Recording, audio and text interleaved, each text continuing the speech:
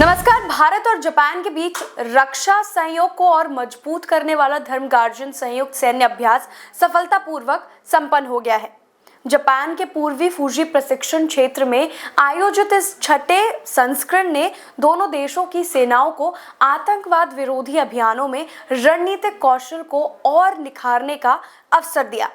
इस ऐतिहासिक अभ्यास के प्रमुख पहलुओं पर डालते हैं एक नजर। 24 फरवरी से 9 मार्च तक चले इस सैन्य अभ्यास में भारतीय सेना और Japan ground self defence force के सैनिकों ने हिस्सा लिया।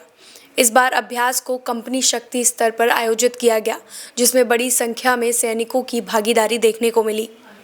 समापन समारोह में जापान के प्रथम डिवीजन के कमांडिंग जनरल लेफ्टिनेंट जनरल टोरियमी सेजी ने दोनों देशों के सैनिकों की सराहना की। उन्होंने कहा कि यह अभ्यास भारत और जापान के रक्षा संबंधों को नई मजबूती देने वाला है और इससे दोनों देशों की सेनाओं की ऑपरेशनल तत्परता में सुधार हुआ है। धर्म गार्जियन 2024 में मुख्य रूप से शहरी इलाकों में आतंकवाद विरोधी अभियानों पर ध्यान केंद्रित किया गया। इस दौरान संयुक्त राष्ट्र शांति अभियानों से जुड़े मानवीय सहायता और आपदा राहत कार्यों का भी पूर्वाभ्यास किया गया। अभ्यास के दौरान सैनिकों ने रणनीतिक अभियानों में भाग लिया और परिचालन संबंधित तकनीकों का आदान प्रदान किया।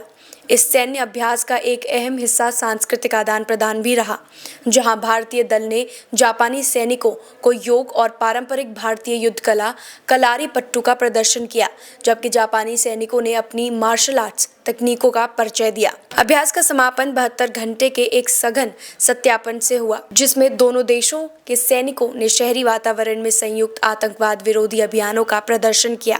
इस दौरान हेली बोर्न इंसर्शन, स्लिथरिंग और स्टॉर्मिंग जैसी विशेष तकनीकों का इस्तेमाल किया गया। इन अभियानों में सैनिकों ने शानदार प्रदर्शन किया, जिससे उनकी परिचालन क्षमता और समन्वय सिद्ध हुआ। तो धर्म गार्जियन सैन्य अभ्यास से भारत और जापान के रक्षा सहयोग को नई ऊंचाइयों तक पहुंचाया है।